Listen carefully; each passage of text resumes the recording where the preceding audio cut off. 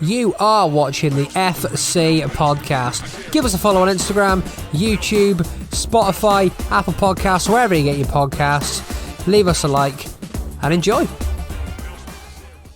So, welcome everybody to the very first episode of the FC with myself and Kieran Davis. It's been exciting, isn't it? It's been a long time coming, this one. I feel like we've been sort of going around in circles for a good few weeks with it. But we're here, we're going, we're up and running. We have. Yeah, it's been really exciting. We've been in talks for a long time about getting this all started and set up Instagram. We've done TikTok videos. We've talked amongst ourselves about it, and yeah, it's really exciting that we're finally getting going. Exactly, yeah. It's been in the pipeline, hasn't it, for a good couple of months, and we've just sort of finally got over the line. And it's good. It's on the lead up to Match for Mind as well, so we're going to chat about that a little bit today. Give you a few little spoilers as well. We've got a lot of stuff coming, a lot of announcements coming. Of course, Connor is going to be joining us again in the commentary box. Your instant replay very kindly coming down again and filming that game for us. So I think we should kick off with a little bit of Match for Mind talk, Connor. Definitely. Well, it was Kieran who was the main organiser, head of the team behind Match for Mind. I didn't know a lot about it, to be fair, and Kieran had asked a mate of mine, John, to do the first commentary, and me and John got on like a house on fire at Morrison's, where we both used to work, and we would sort of talk football all the time, talk crap about football to the point where we were getting told to shut up a lot. So, he invited me along, and here we are. I mean, the first one, it was really surreal. I'd never been on a gantry, never done any sort of commentary or anything like that. And then... meeting everybody and just, I don't know, it just felt like a proper, it felt like a Super Sunday on Sky Sports. Yeah, it was weird, wasn't it? Yeah. I always remember sort of kick-off when I was walking out and you had 800 people there, and I've never seen that many people at the venue, ever. No. And don't get me wrong, I think TNS are a fantastic club. It's a shame they don't get the fans that they deserve. Yeah. But I'd say it was just surreal. I felt like a professional footballer for a good few hours, and I bet. And the quality of football I played was nothing even close to that. Although I do remember. What you're going to say. You know exactly what I'm going to say, and I've lived off the clip for months, and you've all seen it because I've put it everywhere. I just little spin on Luke Bennett, little roulette, and that clip has lived everywhere. I mean, people that scored goals in that game haven't played the clip as much as I did. There was goals in that game? I didn't know there was goals. All I seen was the flick. Exactly, yeah. That was the highlight, wasn't it? And do you know what? Do you know what I did as well? I actually put it on the official Match for Mind page. Yeah. By accident, and it got no way. It got 20k views. Well, so there I you go. Thought, we'll just leave it there. It was meant to happen. We'll just leave it there. It was meant to go on my private Instagram, and I stuck it on the Match for Mind one. And, Unreal. And yeah, so for a good couple of months, I only answered to Wayne, Pele, Diego, Lionel. Okay. Yeah. People calling me Cristiano quite a lot, and I just thought that's me. Yeah, it's Cristiano at home. It's Kieran in public. Yeah, exactly. Yeah, I got a few Harry Maguires, but did you? Yeah, no, I didn't. But yeah, the first Match for Mine was belting, wasn't it? And it's been a pretty cool story that we created, and I think it's a real sort of legacy that we're making with it. Whether this year's the last one, whether we do another one, I don't really know. At the minute, as an exclusive.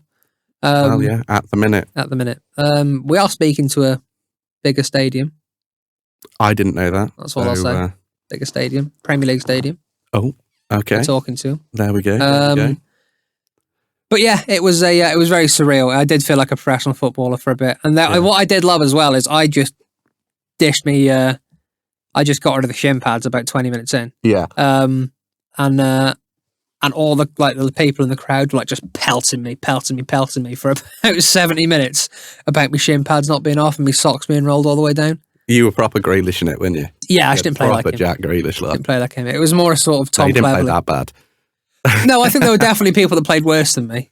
No, you were good. You were good, to be fair. Yeah, it was good. No, the goals were good though as well. I was actually surprised, and I've never actually come and spoke about Match for Mind. I feel like we've just it's happened and... Yeah, you just had conversations about it in public and whatever. Yeah, and I've never come and actually spoke about sort of what it meant and what we actually did and where it led for us, and it was a pretty cool sort of... I mean, the 3 months after it were just surreal, and I don't think we'll ever... And I know George, Ross, Darren, Charlotte that did the first one, and of course Jamie came on for the second one as well, but I don't think any of them will quite experience what we experienced then again. So tell everybody, like, obviously, from me, sort of as a mate, seeing you in that week and on that day, and like even before the second one as well, like you looked quite calm, laid back.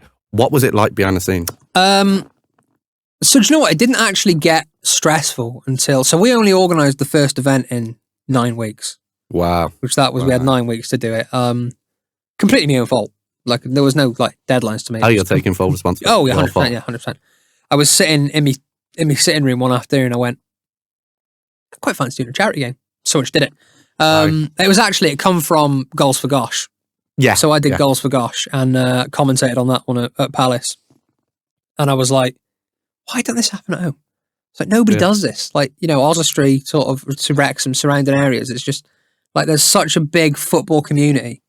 Yeah. And there is everywhere, I suppose, but like I just thought no one does it and it's never been done. Locally.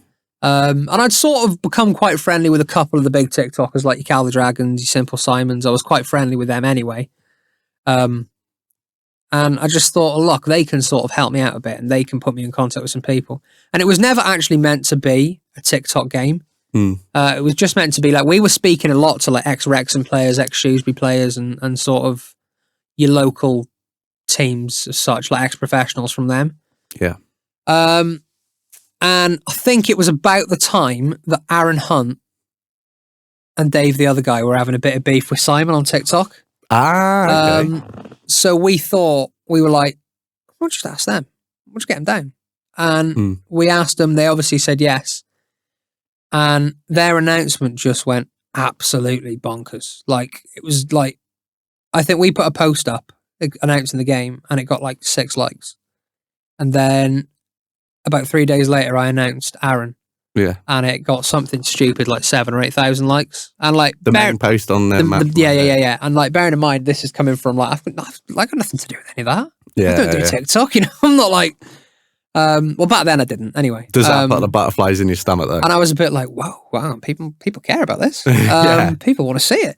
So then we announced Dave as well, and it just went mad. And then the big one for us, and I think everyone will agree, and he was the star of the first game. You know exactly what I'm going to say. Yeah.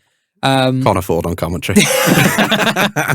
No, when we announced Cal, it just that was it. Then that was like we had like serious people messaging trying to get involved. And we were meant to have some really, really big names. And it was just a shame that things didn't work out and they couldn't come. There was a few pullouts, wasn't there?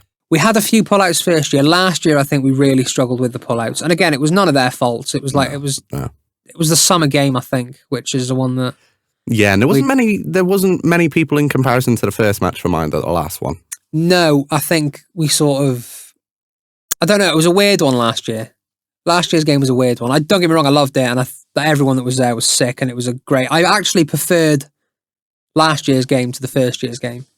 Okay. What, the game or the actual event itself? I think the game the first year was better. Yeah. Oh, yeah. The first game was just because it was just, everyone was buzzing, weren't they? And everyone wanted to see it. It was sick. But I preferred the day last year, and it was nothing to do with the people. Like the people both years have been absolutely quality. They're just a genuinely great group of people. I just felt last year was a bit smoother, and we sort of knew what we were doing a bit more, and yeah, it ran a lot better. Yeah, and the venue had the bit open as well, which that really stung us the first year. Because it was all we were all in the VIP bit in the first year, weren't we? Yeah, and I think that was that didn't feel as professional as I wanted it to feel. It didn't feel as polished as I wanted it to feel. It did feel relaxed though. It did, and I think Charlotte is a very big part of that. And Charlotte doesn't get a lot of the attention from obviously the people that watch Match of Mind and the people that come to it. Like she just bosses it on the day. She and don't get me wrong, everyone pulls their weight, everyone does their part, but she's an events manager by trade, isn't she? So she was awesome. But yeah, behind the scenes, and I think this is what people don't really see about organising a charity game. And I can see a lot of people try and do them, but it is stressful, man. There's a lot of work that goes into it. There's a lot of things that you don't expect to see behind the scenes, like all your like insurances and stuff, and it's a lot of work. It's a lot of paperwork as well, which I didn't realise first year. But yeah, I did come across quite calm. I just drank a lot. Did you? Yeah, I wasn't sober for the first game. Oh my God. I wasn't sober. I remember we actually worked with a betting company. I don't know if you remember them being there. I forget what they're called. I can't remember what they're called. No, I do apologise. Oh no. Sorry, Sky Bet. Yeah, yeah. Oh, it was Betfred. No. But we worked with a betting company, and they came on the pitch and they set up their they had like a thing set up, like a challenge, and they filmed it and put it on all their apps and stuff. Oh God, that's going to bug me what they're called. Yeah. You're going to tell me in like 2-3 I know, days, I'm just going to you? shout it in like 20 minutes. Next episode, open the next episode with Betfred. Yeah, it definitely began with a W. I don't know. But anyway, they come on the pitch and they set their thing up, and they were getting all the players to come and do like a keepy up challenge. Yeah. And I remember I come and did it, and it was all you had to do was 10 keepy ups.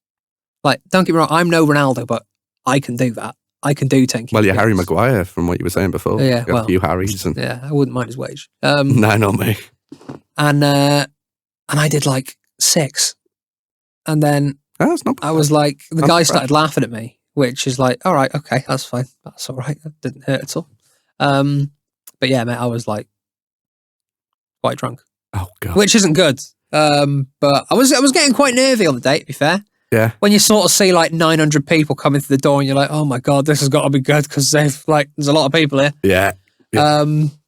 But yeah, I bought a crate of Corona for everyone, and that was it. Yeah, I think I had about 3. Yeah, I had 3. And then my dad came. Actually, my dad came, and he brought a crate of beer as well. And Sammy D, he brought beer. Yeah. I think Aaron did as well. Tom Garrett as well. He brought a crate. Garrett brought beer.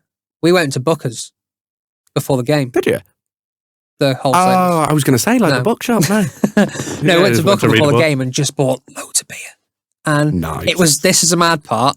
We were meant to have it for after the game. I think after the game, there's about 9 bottles left.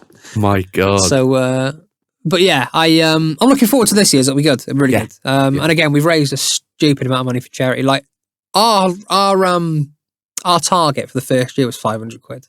Was it? Yeah, and we raised, I think now our total for different charities, not just mine. We've done different charities as well, but I think it's just shy of 20 grand. That's amazing. That is amazing. Which is like, I'd happily stop doing it now with the money we've donated. Like, it's going to help people. It's going to help these charities, these fantastic charities that deserve it. But yeah, just way more than we ever expected to get. So that's nuts. That is amazing. So you mentioned spoilers before. What can you give us? Ooh, I don't know. What can I give you? What can I give you? We've got a few players confirmed. A few good players. A couple of ex-pros potentially. Ex-England internationals speaking to us about playing. Absolutely. Want to grace the pitch with the mighty Kieran Davis. Exactly. No, they just want to hear me say their name, really, like Peter Drury and that. Yeah. Yep, there. You might get the score right this year as well. Hopefully. Yeah. Hopefully, yes. So, to be fair, I've only done commentary on 2 or 3 games. Yeah. It's hard work, isn't it? Yeah. Oh my God, yeah. It is hard work. Yeah, I don't know how they do it. That first game, when me and John had got up onto the gantry, and it's like, oh my God, it's rickety up here, and it's like the guy from, is it Louis? Yeah, Louis, yeah. Louis, he was amazing. Louis, if you're watching, thank you. You're awesome. He was really, really good, and he was right. Okay, you've got the sheets for the teams here, and that was pretty easy. You know, you read red team, you read blue team, whatever. Yeah. And then it's like, right, we'll give you 15 minutes to talk about nothing for the game. Yeah, that's what I struggled with. Where it was like, but I did one on my own where it was just me commentating. Yeah. And he went, right, you've got 10 minutes, just have a chat. I went, well, who with? Yeah. Who do I chat with? Yeah, exactly. It's like, what do I say? But that just kind of rolled off the tongue for me because I'm a natural talker anyway. I just, I could start a conversation and not get a word in edgeways in an empty room. And so that kind of come naturally, and it's like everyone starts walking out. Yeah. Like, oh my word.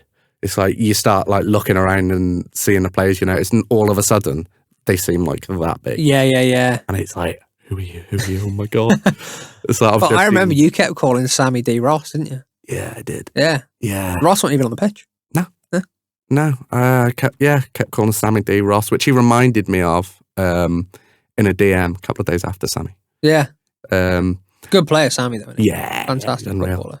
I can remember he'd come in, and I can remember watching him on TikToks, and he was at the point where he was doing, oh, look, watch this for a touch. Yeah, where he just booting the ball launched the ball up in the air. And he was doing really well then. And he just came in and sat with us. Like, yeah, I think that was what sort of I was most surprised about. Yeah. And I know it's like, and I think this is where people sort of struggle to differentiate influencers with people. Yeah. So like every single person I've worked with these games has been so like dead sound.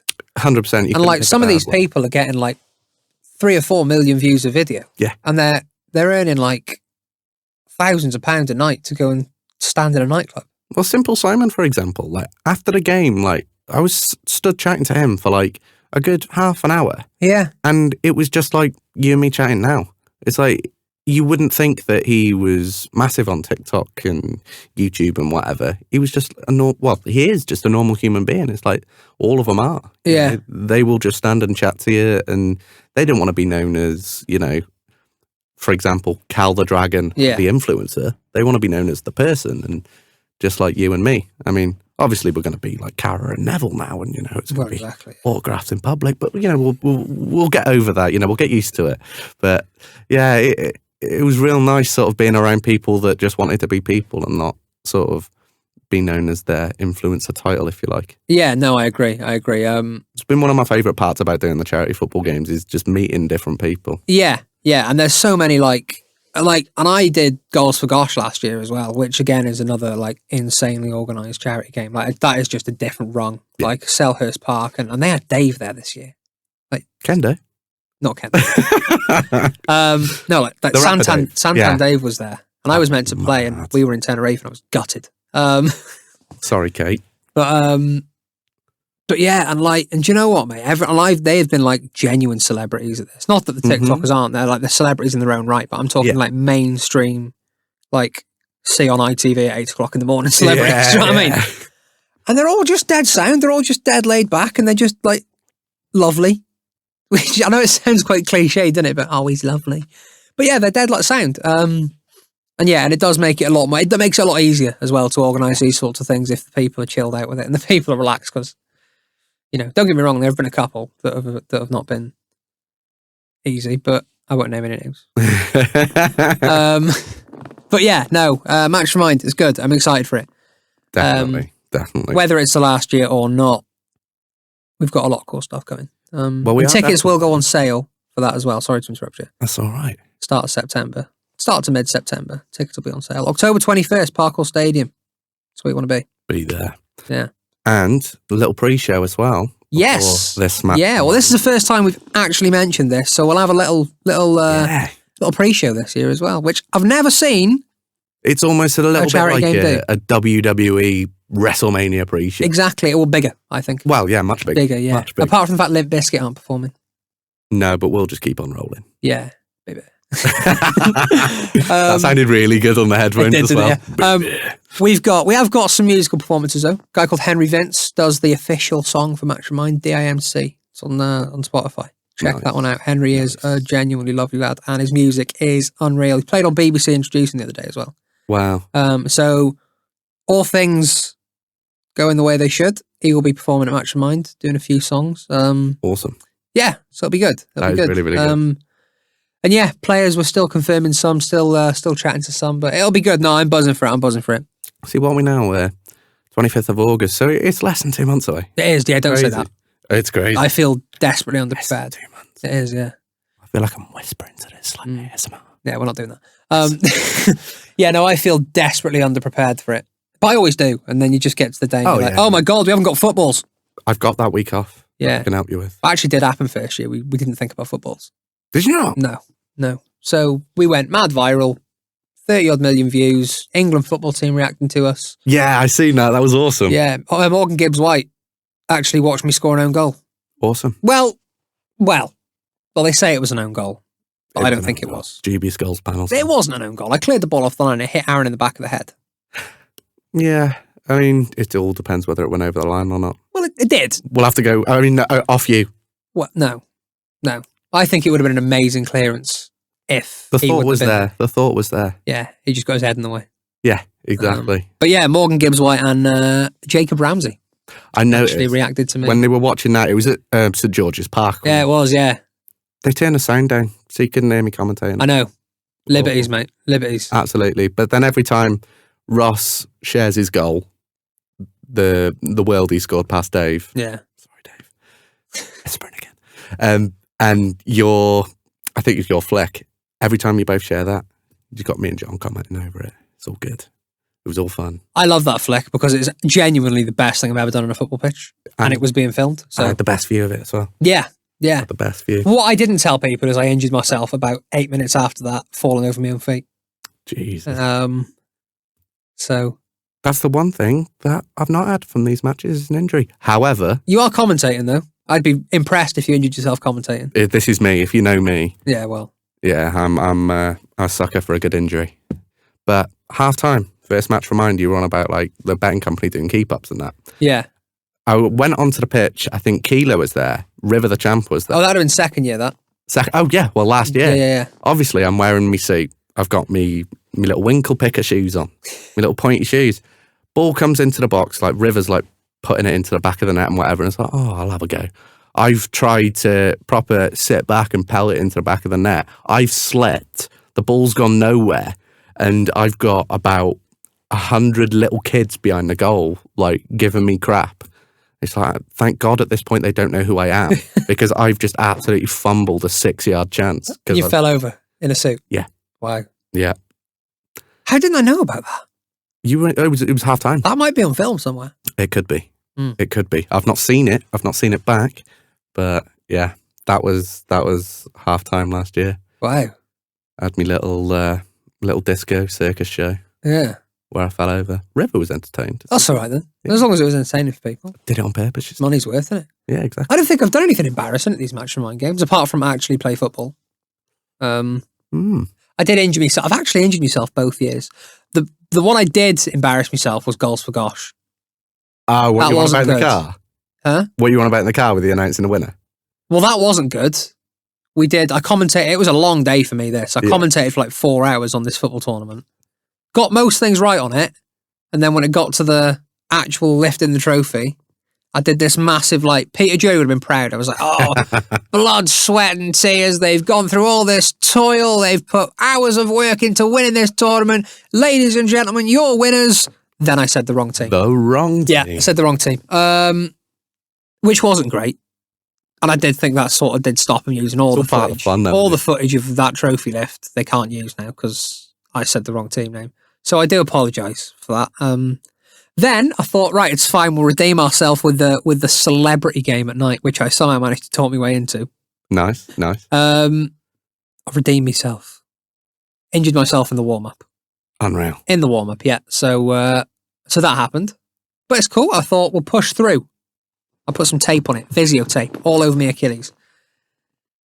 Then I'm like, someone gets injured about 20 minutes in. Tyler something that was on Love Island, he was called. Oh, God, no, I don't know. Injured himself.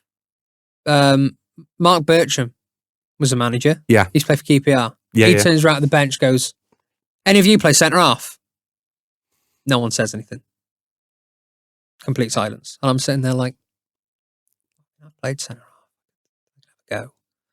Don't really fancy playing centre-half against, like actual ex-professionals. But Anton Ferdinand was playing centre-half as well. Oh, okay. So I would have been like next to a £20 million footballer. But I went, and then as I was about to say, that Luke Solve Collectibles was like, I'll do it. And I went, oh, legend. Like, whoa. Thought I was going to have to get on the pitch then. So anyway, he comes on, he's like, and I'm just, at this point, I'm just sitting on the bench, just chatting to everyone. Yeah. Like there's Dan Osborne, he was on the bench, chatting to him. Young Philly was on the other bench, he came over, I was chatting to him loads. So anyway, I sort of sat on the bench all first half. I thought, right, I'll get on second half. I'll give myself 20 minutes at the end. Sound. I come on sort of 75th minute, 70th minute or so, and I was like, right, come on. We'll just not do anything silly. We'll just play your game, get the ball, 8-yard passes, bush. Don't make yourself look a Kieran. This is a Premier League stadium. There's lots of people here. You're being filmed. Let's just not make ourselves look stupid. That's a straight curse in itself, though, isn't it? Like, oh, mate. No mistake. It went really wrong. So I got on the pitch, and I come on the pitch, and I'm marking young Philly in centre mid. Who's quite a tall bloke, isn't he? He's a flipping good footballer as well. Is he? Yeah, he scored at Soccer Aid, didn't he? Yeah. He's a flipping good footballer. So I come on the pitch, and he looks at me and he goes, "Oh, you've got yellow boots on. You'll be good." Which was like so far from the truth. So far from the truth. So I come on and it's a free kick and they play the ball short to me and I'm like, yeah, first touch. And I just 2-yard pass, lay it off. I'm like, sound, that's it now. I've got my first touch and ready. Yeah. About 5 minutes later, the ball's played through midfield, goes past me. And I'm chasing back to it's Phillies on the ball. Mm. I'm chasing back to put a foot in and I slip over. On me face. In front of Selhurst Park. Yeah, so I get away from everyone. My other half, Kate, she's in the crowd. Kendo's in the crowd. All these people that come to Match Reminder in the crowd. Being streamed. It's being streamed in Croydon Box Park. Okay? Oh. On a Sunday afternoon. Croydon Box Park is where it's being streamed. Wow. And within about, it'll make it so much worse as well. Within about 4 minutes being on the pitch, I ate dirt. Then the ball's like sort of comes down and I take an all right touch, to be fair. Take an all right touch. And A-Star Barber is screaming through. And I'm like, I can play that pass. 40-yard pass. I can play that. Foot under it. Boom. It hits someone in the back of the head. And I'm like, it's all right. Ball bounces back to me. I'll go and try and volley it through again. And I missed the ball. Just missed the ball. Which, like, this is stuff I can do. Yeah. But I think I just crumbled. And then, I don't know who it was in midfield to me. He went, just leave it, mate. I'll take it. So I got told off mid-football match. Then, Leanne Sanderson gets it short from a corner. Leanne Sanderson is an ex-Lioness. Champions League winner. Played for Chelsea, Arsenal, Juventus. Some of the best teams in the world. Takes a touch past me.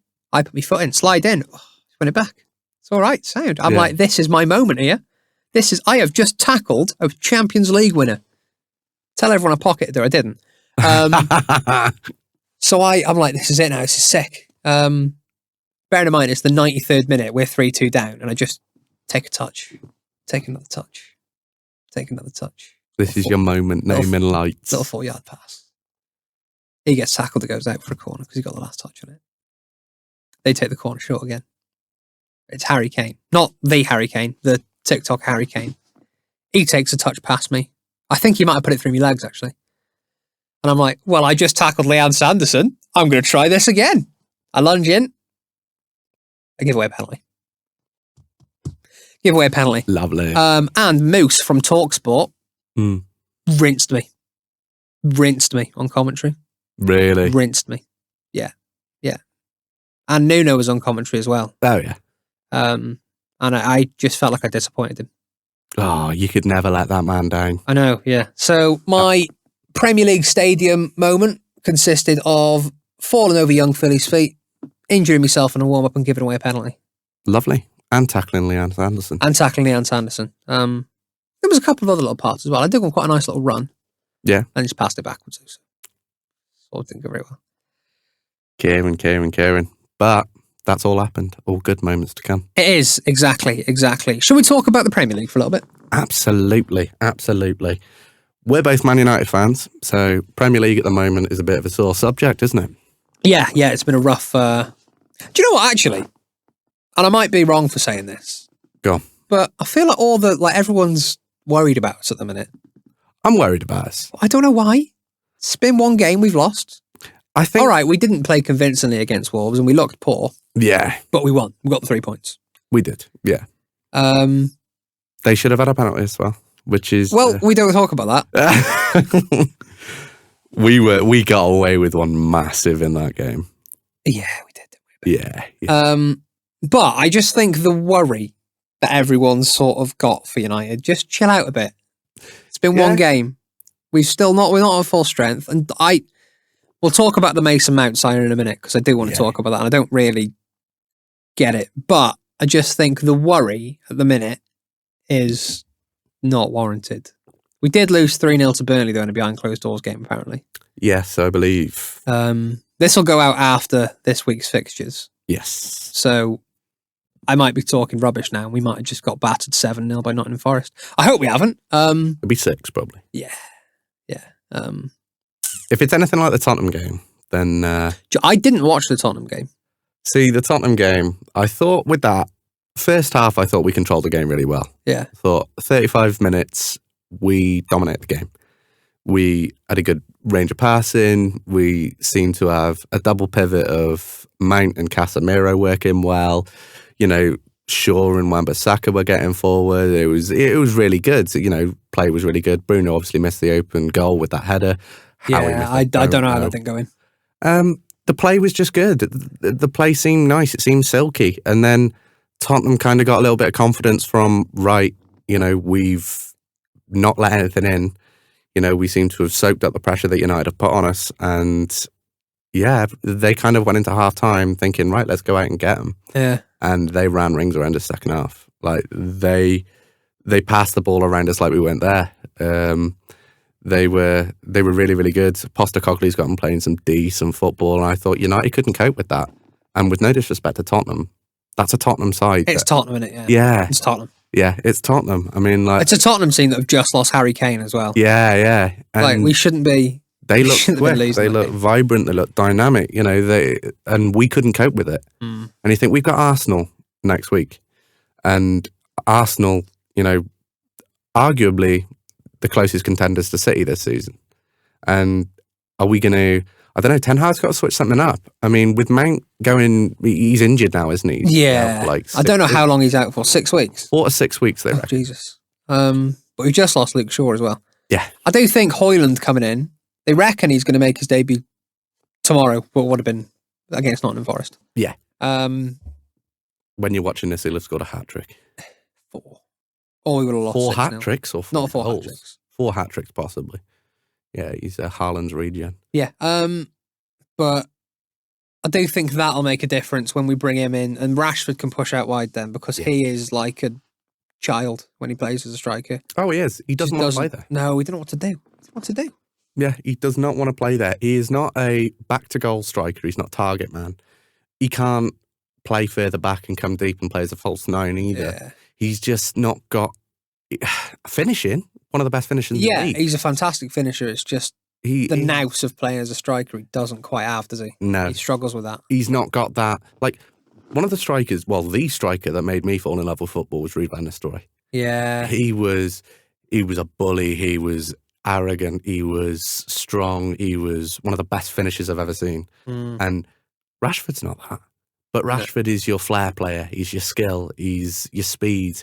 He's the one that you think, if you're playing left back or right back, you're looking at the United team sheet and you're thinking, Christ, I'm up against Rashford here. Yeah. And any right back in the world would have trouble against Rashford last season's form. Absolutely. But you think centre halves, like, are they going to have trouble with Rashford up front? Probably not. I just don't think people are scared about him, are they, when he plays as a striker? No. They know what he's about. Yeah. It's like same with Martial. He's not a striker. Martial's barely a footballer at this point. No. I mean, sorry, Anthony, if you end up coming on the podcast, but, you know, I can see him sat next to me here. Yeah.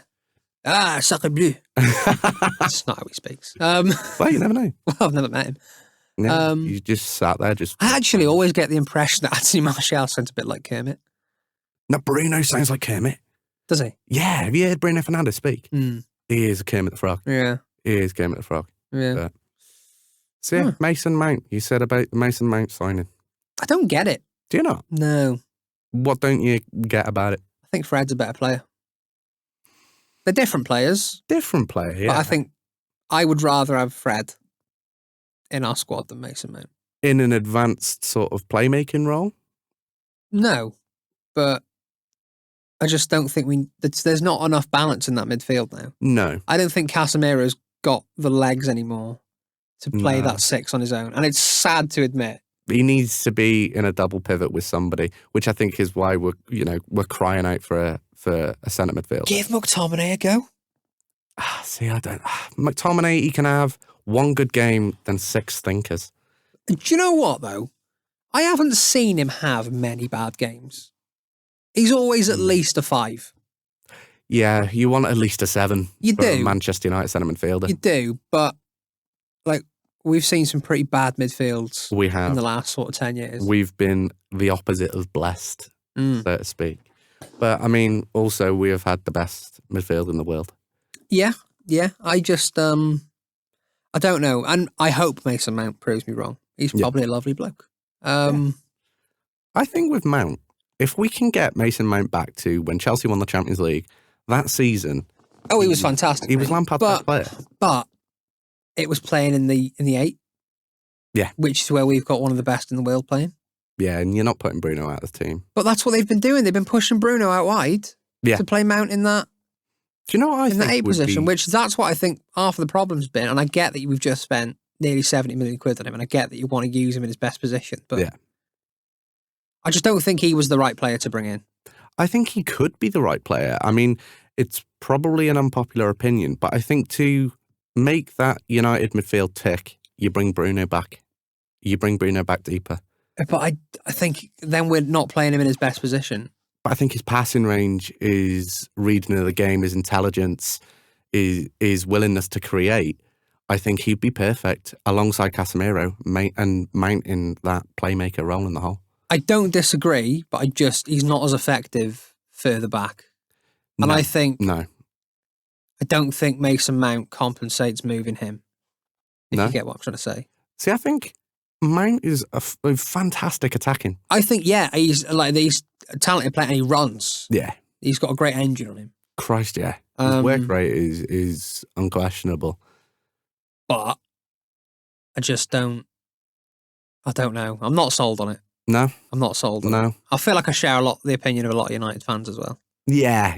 I mean, a lot of football fans. Yeah. I mean, a lot of people do see the weaknesses in a lot of players. But, I think I see the qualities in Mason Mount, but I do also see the weaknesses. And he does have weaknesses, as do a lot of our players in our team at the moment. I don't know, once Højlund's in and we've got our best 11. What is our best 11 then? For me, obviously you got Onana in there. I'd put Dalot over Wan-Bissaka. I think he's just a bit more complete. Yeah, I don't know though. I think Wan-Bissaka's been good. He's been one of our better players this season. I know we're only 2 games in. Yeah. He is good. Me personally, I prefer Dalot. Sure, I think he's first name on the team sheet. I think he's fantastic. And then obviously you've got the 2 main starters in centre half, Varane and Martinez. Top goal scorer. Yeah, Varane, 1 goal, top scorer, Golden Boot. Haaland, here he comes. I'm liking. See, for me, I would go Casemiro, Bruno, Mount. So your 2 8. Yeah. Casemiro and Bruno, and then Mount at that playmaking 10. On the left, I'd have Rashford. On the right, he's injured at the moment, but I'd have Amad Diallo. But I would put Pellistri there. I like Pellistri. Yeah, I like Pellistri. And up front, Højlund. I think Anthony should be nowhere near the starting 11. Anthony should be nowhere near the club. I do not rate Anthony at all.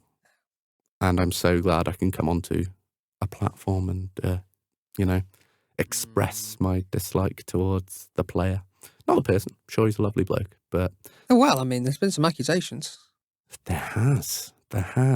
How true they are, we don't know. We're not going to comment. Yeah, I'm not a big fan of Anthony either. He frustrates me. I don't see what... He does? Yeah, I don't see how we justified spending €100 million on him. I do hope he finds some form and he yeah. We've seen glimpses. Of course we have. There have been glimpses where we've gone, oh, did he just do that? Yeah. Yeah. I mean, his ability to be able to cut in off the right hand side, and he's got a great shot with his left foot. He's amazing. Yeah, that's all he can do, though. That is all. He can't use his right foot. I think what got him, what really kind of blew his confidence was, I may be wrong, could have been Atletico Madrid. No, Champions League. Did we play Champions League? Sevilla. That was it. The little Anthony spin. No, that was against the group stage, that wasn't it? Was it Sociedad when we lost at home? Maybe. It was at home. I know that. Because he did that When he got spin. dragged off at half time. Yeah. Oh, mate, yeah. that was against like Maribor or something like that, wasn't it? Was it a group stage game? Yeah, it was and a it was group stage Europa game. League, wasn't it? Yeah, because he just had his hair bleached freshly for it. That was it. And he did that and then he got 45 minutes. Yeah, because BT Sport killed him for it. Gutted, yeah. That, I think, was where sort of everyone was on his back and he came out and he was like, no, it's my style. I'm going to play like that. You don't like it, then watch it. Yeah. I think that's when he realised, oh, crap. Yeah. I have got 75,000 eyes on me every week. I've made myself look a little bit silly. And yes, I have done a Kieran at Selhurst Park, yeah. That's what you should call it, yeah. Absolutely. Done a Kieran. No, because my spin worked. Good Sorry, point. Luke. Good point. That was amazing, wasn't it? Yeah. I didn't even know I could do that. That was awesome. Granted, I knew Bennett was pulling out, but Got to be done. knew he was pulling out the tackle. Naming lights. Didn't need to do it. I'd actually already gone past him. You just had to do it. Let's talk about Chelsea as well. Chelsea's an interesting topic of conversation. Where do you place them this season? Where do you put them? Chelsea, I think, at the moment, the first thing that comes to my mind when I think of Chelsea at the moment is sleeping giant. Because there's no doubt that everybody knows from last season that was a really, really bad season for Chelsea standards. They've not long won the Champions League. They've got good players in that team. Granted, they have got rid of a lot of players. They've had to go through new ownership, which is no fault of their own. You know, they've had to get rid of Roman Abramovich, got Todd Boehly in, and they've gone through a lot of change. They've got good young players. Yeah. The likes of Mudryk, the likes of Noni Madueke. Love him. He's fantastic. Diassi, their new signing at centre-half. They've got a lot of good young talent. Mudryk, not scored a goal in 17 games, granted. But like with Mount, where I've seen the good in him, where a lot have seen weakness in him, Mudryk, I think, will come fantastic. Clip this now. I think Mudryk will be amazing. Yeah. Come this season, next season, I think he will set North London alight. Yeah. That's my opinion. I think he's got pace. He very, very good, like with the ball at his feet. Like his knowledge and ability to link play up as well. He's fantastic. He's just in a team that is low on confidence, and you need in a team like that a leader, several leaders to come through, pick the team up, and help them through the dark time. I don't think they'll finish as badly as they did last season this time out. I think they'll be pushing Europe, but they just need to get a run of games together. Yeah, I saw someone on Twitter calling Ukraine Bolt, which I quite liked. Ukraine Bolt, that's fantastic. That is fantastic. Yeah, he is really quick. He is really quite quick, isn't he? Yeah. Fastest player in the Premier League last season. No way. Yeah. I thought that would have been Maguire. Ukraine Bolt. I thought Yeah. Maguire would have been the fastest player in the league as well as the best player in the league. No. What do you think about that whole sort of drama with Maguire and the transfer and the not transfer? And You've got two sides of it. So Maguire's side, you've got, I'm sat here on this bench earning 250k a week. yeah, I am going to training every day, going to take the kids to school, having some dinner with the wife, going to pick the kids up, going home, maybe doing an interview with MUTV. Same again tomorrow. Saturday comes, get a nice sit down. 250k, thank you. But then you've got United's standpoint. We need one to go for one to come in. We're a football club that doesn't wait for anybody. We can't just be, right, sorry, Jean-Claire Tabido, we can't sign you. We've got Maguire here. We've got to compensate for Maguire. It's United's fault that they have given him such a lucrative contract. it's the stupid contracts, isn't it? Of course it is. And at the time when we signed him, he was quality. Yeah. And there is a player in there. Like, I know he gets a lot of stick. He's still a fantastic footballer. He's just not a United centre back, is he? And he wasn't when we signed him. I think we were so desperate because we were playing Lindelof and Phil Jones. Bailly. Yeah, Bailly, Lindelof, Jones. He's another one. He's still there, just collecting the money. Yeah. But why wouldn't you? It's not their fault that they are given such good contracts. No, and it's the same with the players going to Saudi, innit? They're all getting, you've gone for the money, you've gone for the money. If you're getting offered 750 grand a week going for the money to play football with a bunch of people that drive taxis, Yeah. You're going to, aren't you? Of course you are. Jordan Henderson, 700 grand a week. Yeah. Have And you seen Neymar's? Oh, it's stupid. Yeah, Ridiculous money. 25-room mansion. He's got 3 cars. He's got a bus or something like that. Every time he posts a social media post, he gets like 500k. Yeah. It's crazy. Silly, isn't it? I can't wait for him to post like 27 posts in a day. Yeah. Ali or wherever he's gone. So, oh my God. No, but it's yeah, no, I do agree with you with Maguire. Do you think he'll go, or do you think He'll stay. He'll stay this year. And I don't know what his contract situation is. How long's he got? I assume we signed him on a 5-year. That's what we tended to do. And we've had him maybe 3. So is he going to sit out the rest of his contract? Risk his income? No, I don't think he would. I think he's got a bit more about him than that, hasn't he? The one thing that I've liked about Maguire is, I mean, the attitude of, I'll stay and fight for my place. Yeah, and I think he's gone about the whole situation like a model professional. Of course he has. Like, he's not kicked up a fuss. He's not come out like you see some players. That'll your Clint Dempsey's, your Alexander Mitrovic this season. Yeah, Clint Dempsey was that's a throwback, that. Yeah. That's about 10 years. Yeah. But he was never playing for Fulham again. He was... No. Oh, both Fulham players there. I'm doing it, dog. You don't know where I'm from, dog.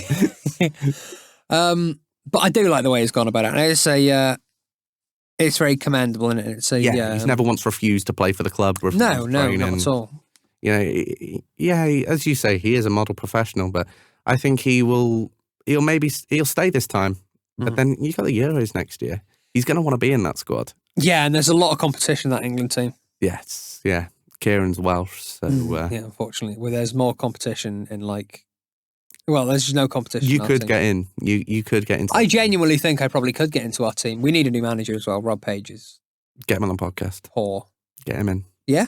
Yeah. Talk to him. I think he's a bit busy for that. Talk to me about Wales. Because I don't really sort of know much about the Welsh football team. Tell me. To say, mate, we're just rubbish. Why do you think? Bale, go in. Let's call a spade a spade. We were very much a one-man team. Bale's retired. Ramsey's old. We're fucked. Pardon me, French. We'll believe that. But yeah, mate, we're rubbish. We are rubbish. Rob Page Rob Page is a PE teacher. Is he actually? Yes. Wow. Well, maybe not. He dresses like one. Well, yeah, he could well be. Just nothing's going to replicate 2016 for us. Of course it's not, no. And I mean, Bale had a massive influence on and off the pitch, I think. I think he would have been a real good voice in that Wales dressing room. Yeah. It's just depressing, mate, watching us. Of course, yeah. Like, really not very good. There's nothing I can't remember the last time I watched us score a goal, let alone win a game. Wow. Why? It's just, we got to the World Cup somehow. That was a miracle. Like, nothing short of a miracle. And then that was just, I don't think we're going to the Euros. At best, you've got like a playoff game, haven't you? Yeah, I just don't think we'll go, though. Do you know? I don't see it happening. I always think, like, obviously I'm not Welsh, I'm a neutral in that sort of area. I look back and I think when watching Wales that you've got that 12th man about you. Yeah. Like, I think you, in 2016, your Euros campaign, you had that 12th man that helped you massive. And that was amazing. Like, the Welsh fans are fantastic. Yeah, and I mean, you can never, ever knock the support. Of course you can. Like, when we sing the national anthem, it's just goosebumps. Yeah. And I think one of the best supported countries out there, we're a small country, but our support is, like, passionate, unrivaled. Every Welshman loves international football. Like, I love international football. We're crap, but I love it. But I don't know. We don't really have any bright stars coming through either. Brennan Johnson, maybe. There's a lot of talk about Chelsea being in for him and people being in for him. He doesn't need to go anywhere yet. No. We need a new manager. Obviously, all the controversy around Giggs didn't help. No, of course it didn't. But, no. Yeah, Rob Page, I don't think he's the one. No. I don't know. It's just really hard. So, during that last little passage, we talked Welsh, we talked fans, we talked unrivaled support, we talked small country. gets us into a bit of Wrexham fever. It does, doesn't it? Let's talk Wrexham. Yeah. League Two. Yeah, it's not been a great start, has it? Not started, setting the world alight. No. But I mean, attackingly, going forward, there are lots of goals in that side. Most goals in the league. Lots of goals in that side. Without Paul Mullin as well. Yeah, and I think that's a mad one, isn't it? But Palmer's on the shelf now as well, isn't he? Yeah. Yeah, so I think they'll struggle. Bickerstaff's been playing quite well. He's got a few, yeah. That Billy Waters looks all right as well. Yeah. I don't think the squad's big enough for the league. No. Especially we'll come to the big point in a minute as well. But yeah, when Mullin's back, I think it's just the midfield looks a bit disjointed at the minute. He doesn't quite know what his best midfield three is, really. No, I think Luke Young has got to play. Yeah. And do you know what? It's been mad. For the last 3 years, people have been like, oh, yeah, Luke Young, he'll be his last season. Yeah. And he stayed over 200 appearances. And he's the glue in that team, I think. Of course he is. But yeah, I don't. We'll go to the big one with Wrexham in a minute. The big, obviously, news breaking the last couple of days. Yeah. But where do you think the problem lies with them at the minute? Because obviously they're not winning games. They're shipping a lot of goals. There's been something like 15 goals in 3 games, something mental like that. Or was it 13? 13. Something like that. But where do you think the problem lies? If there is a problem. I think the pressure of going from the National League to League Two and having, for everyone that doesn't know, I work in a bookies, and looking at prices for Wrexham to win games. Swindon were 4-1 to beat Wrexham. Wrexham were 4-11 on. They're going into every game with that pressure. Yeah, Wrexham will blow these teams. Yeah. Wrexham were favourites for the league this year. Wrexham were favourite, to get promoted, they were odds on. To win the league, pretty close to odds on. There is that expectation. And I think the quality gap from the National League into League Two, I think it's a very big jump for Wrexham. And the likes of Ben Tozer in our team that were absolutely fantastic, Callum McFadzean, absolutely fantastic in the National League, they're jumping back up to league football, and it's like, whoa. Yeah, there is such a gap, isn't there, between National League football and Football League. The fact that Charlie Austin was playing at the racecourse where 18 months ago he was playing Old Trafford, Etihad, Anfield. And he's on Australia in the middle of that as well. Sorry? Went to Australia as well, didn't he? Why? No. Nice. Brisbane Roar. Holiday. Never doing that again. Oh my, clip that.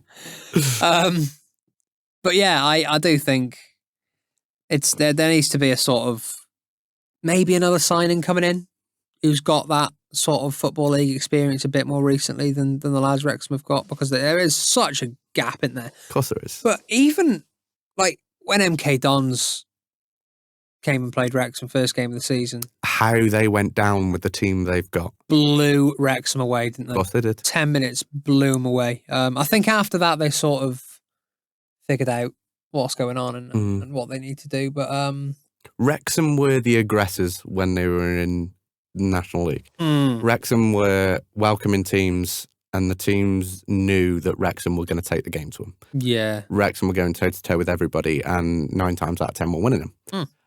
In this league now, you've got your Barrows, you've got your Salfords, you've got your Bradfords, you've got your Gillinghams, and whatever. They're not going to let Wrexham be the aggressor. No. And it's going to be a difficult league for Wrexham to get out of. I think Notts County have improved massively. David McGoldrick, what a signing he's been. Yeah. 100%. Fantastic player. But yeah, I think as well, part of the issue was Ben Foster. Yeah. And it feels wrong saying it. For not only what he did for Wrexham last season, the team, but what he did for Wrexham, the town. Mm-hmm. And I know a lot of business owners in Wrexham that benefited from him coming, and they helped them. He helped them, and we'll talk a bit more about what's happened to Wrexham, the town, in a sec. But it did look a bit like Ben Foster had sort of lost a step. Well, he'd said, didn't he, on Instagram, he was like, there was goals coming at him that he was like, why aren't I saving them? Like, why are they going near post and I'm not saving them? It was sad, really. Like, he's 40. Like, he must have thought towards the end of last season, nah, me body's going a bit, it's telling me to stop. But you can't help but want to be part of that team that goes up to League One. Well, exactly. And last season, just the euphoria when he saved that penalty against Notts County. Yeah.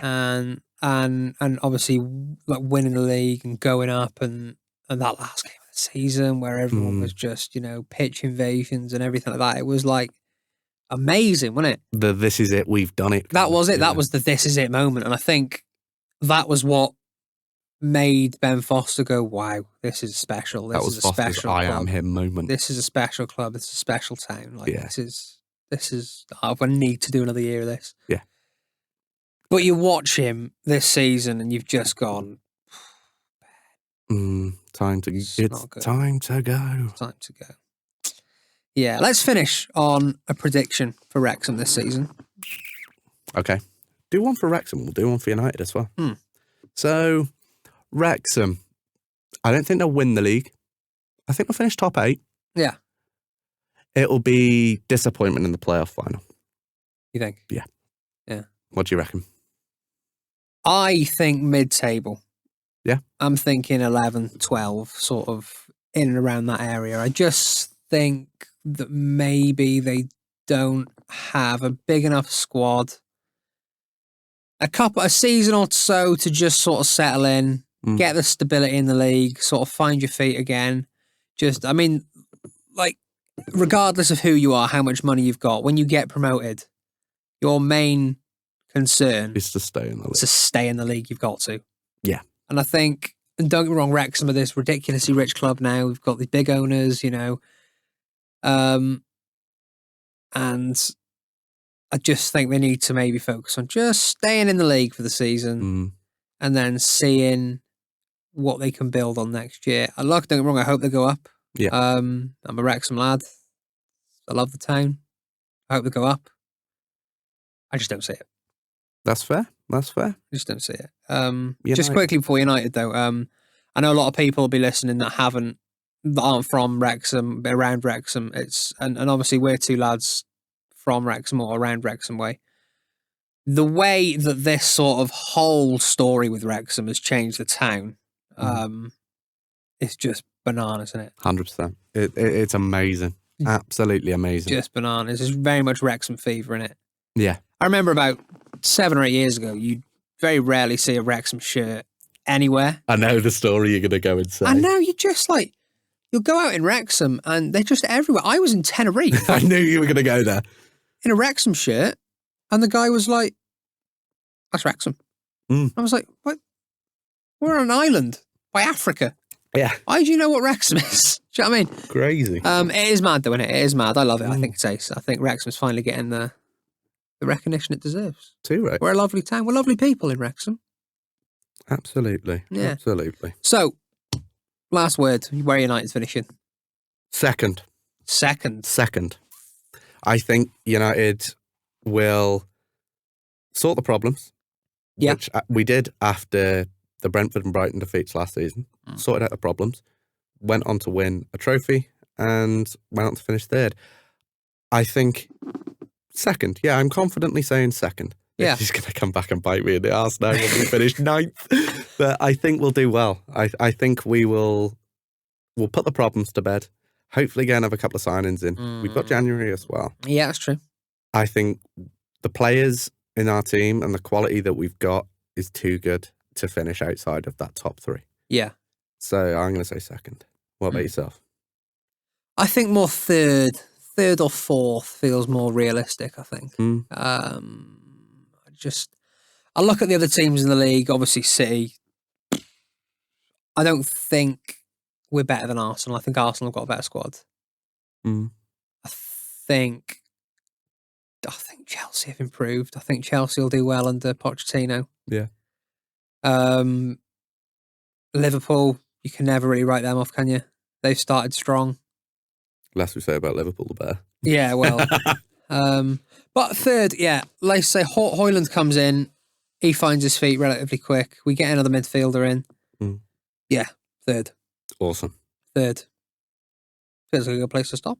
Absolutely. Yeah, well, thank you very much for listening to the very first episode of the FC podcast. We will be back with plenty more. And with a guest next time. Yes. So follow us on all the socials at the FC podcast on Instagram. Is that right? The FC Pod. FC Pod. FC Pod on Drop the Instagram. cast, the FC Pod. We'll put all the links and stuff in the bio. They'll be shared all over our Instagrams as well. Follow me at Kieran_D21. That's not my Instagram. That's not my Instagram. It's Kieran Davis 21. No, it isn't. It's Kieran D21. Is it? Yeah. David on my Instagram handle. I think. And then myself, Connor Ford 165 and at Talks Ford on TikTok. Yes, get on that as well. Follow Match for Mind as well at Match for Mind on Instagram. Help support us, donate, raise money for charity. It's all good. Thank you very much for listening. We'll catch you later. See you on the next one, guys. Hope you enjoyed.